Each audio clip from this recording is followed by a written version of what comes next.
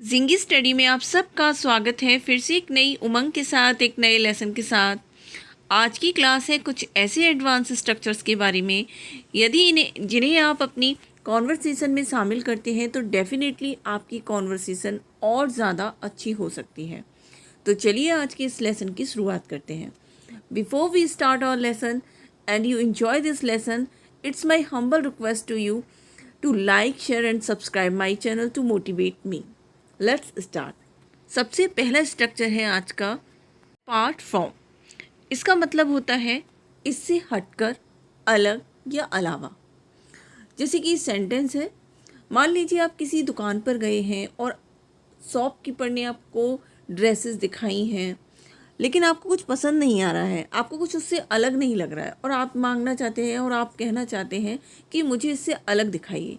तो आप वहाँ कह सकते हैं show me apart from these dresses. Next example है इसी का, पार्टी में मेरा कोई परिचित नहीं था सिवाय या मेरे दोस्त के अलावा। No one was familiar to me apart from my friend. यहाँ पर फेमिलियर वर्ड है, इसका मतलब होता है परिचित, जिन्हें हम जानते हैं। ये बहुत एडवांस वर्ड है, आप इसको यूज़ कर सकते हैं। नेक्स्ट स्ट्रक्चर है आज का नथिंग सॉर्ट ऑफ। इसका मतलब होता है किसी से कम नहीं। इसके लिए सबसे पहले subject plus is, am, are, was, were plus nothing sort of plus object. जैसे कि सेंटेंस है, तुम मेरे लिए एक दोस्त से कम नहीं हो। तो यहाँ पर सबसे पहले आएगा सब्जेक्ट यू, और ये सेंटेंस सिंपल प्रेजेंट में है, तो यू के साथ आर आएगा और इसके बाद नथिंग सॉर्ट ऑफ और इसके बाद ऑब्जेक्ट आएगा अ फ्रेंड। ये हो जाएगा you are nothing sort of a friend. Next sentence है, वह किसी मूर्ख से कम नहीं है। ये बनेगा सबसे पहले सब्जेक्ट ही, इसके बाद ही के साथ इस आता है सिंपल प्रेजेंट में, इसके बाद नथिंग सॉर्ट ऑफ और इसके बाद अ फूल। ये हो जाएगा he is nothing sort of a fool. Next structure है आज का इनवर्डली। इसका मतलब होता है मन ही मन में। सेंटेंस में इसे कह सकते हैं वह मन ही मन दुखी है। सबसे पहले इसके लिए subject plus helping verb plus inwardly plus main verb plus other word आएगा। सबसे पहले सब्जेक्ट लगाएंगे शी और इसके बाद हेल्पिंग वर्ब आएगी। यहाँ पर ये सिंपल प्रेजेंट है इज़, इसके बाद इनवर्डली और इसके बाद अदर वर्ड दुखी, सैड हो जाएगा। ये हो जाएगा she is inwardly sad. Next sentence है सी का, वह मन ही मन मुस्कुरा रही थी।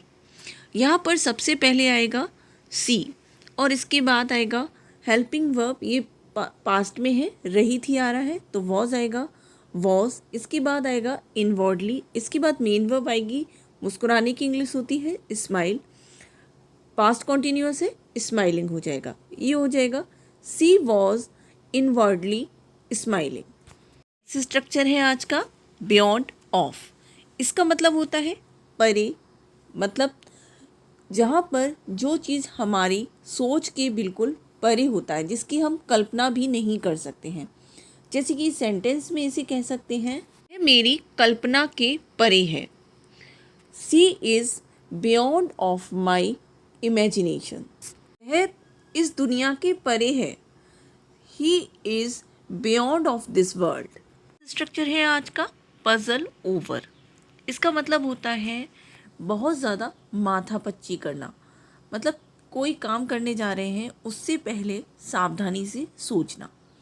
जैसे कि सेंटेंस में इसे कहना हो तो कह सकते हैं मैं उत्तर देने से पहले बहुत ज़्यादा सोचती हूँ। I puzzle over before answer my question. Next example है इसी का, बहुत ज़्यादा माथापच्ची करने के बाद उसने कार खरीदने का निश्चय कर लिया है। After puzzling over so much she has decided to buy a car. Next structure है आज का to be up in the air. इसका मतलब होता है अनिश्चित, मतलब आपके पास किसी चीज़ की श्योरिटी ना होना। जैसे कि सेंटेंस में इसे कहना हो तो कह सकते हैं मेरी गर्मियों की छुट्टियों में कश्मीर जाने की योजना निश्चित नहीं है। My plan to go Kashmir in my summer vacation is up in the air. उसकी दोस्ती मेरे साथ निश्चित नहीं है। His friendship with me is up in the air. Structure है आज का ड्रिफ्ट अपार्ट। इसका मतलब होता है अलग होना। टू लॉस कॉन्टैक्ट, मतलब आपका किसी से कांटेक्ट था लेकिन अब समय के साथ साथ अलग हो जाना।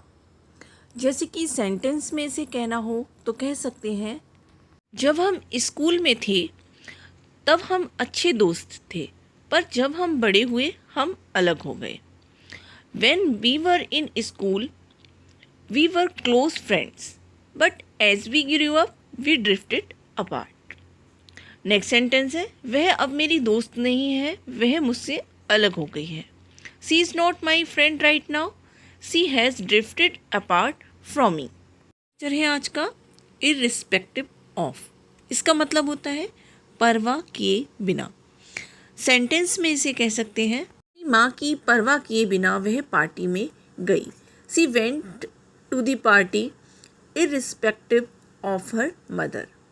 नेक्स्ट सेंटेंस है इसी का, जैसे कि परवाह किए बिना उसने डिज़ाइनर ड्रेस पे इतना खर्च कर दिया। She spend a lot on her designer dress irrespective of money. Next structure है आज का नथिंग बीट्स। इसका मतलब होता है बढ़कर या फिर बेहतर कुछ ना होना। जैसे कि सेंटेंस में इसे कहना हो तो कह सकते हैं, ईमानदारी से बढ़कर कुछ नहीं। के लिए सबसे पहले नथिंग बीट्स आएगा और इसके बाद जिसके बारे में बात हो रही है, यहाँ ईमानदारी की बात हो रही है, फिर ईमानदारी की इंग्लिश होगी ऑनेस्टी, लास्ट में ऑनेस्टी आएगा। ये हो जाएगा नथिंग बीट्स ऑनेस्टी। सेंटेंस है सच से बढ़कर कुछ नहीं।